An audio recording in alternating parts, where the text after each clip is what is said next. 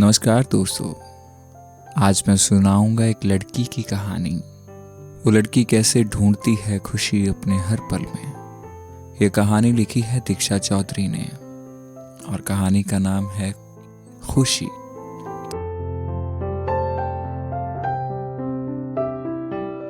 वो छाँव जैसी है या शायद गुलमोहर सहलाती किसी नरम हथेली जैसी।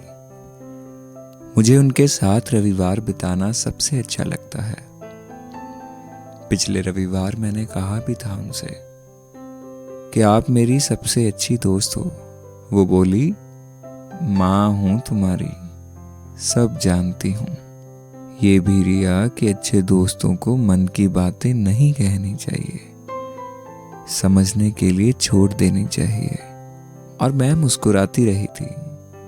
कितनी ही देर सोचती रही थी कि इतनी प्यारी दोस्त मिलने पर खुद को खुशकिस्मत समझूं या फिर दोस्त जैसी माँ मिलने पर।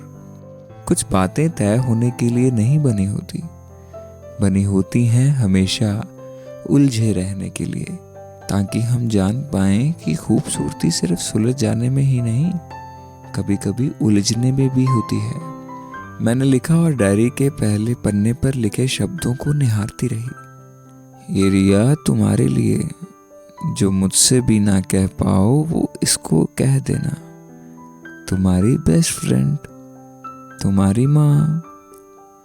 मेरे 15वें जन्मदिन पर माँ ने दी थी मुझे ये डायरी और मैं तब से इस डायरी में उन्हीं के बारे में लिख रही थी।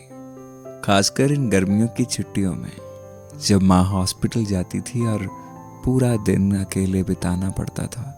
इस डायरी में माँ के बारे में लिखना मुझे उनके साथ रहने जैसा ही लगता था। मैंने डायरी बंद की और आंखें मूंद कर कुछ देर झूले पे बैठी रही।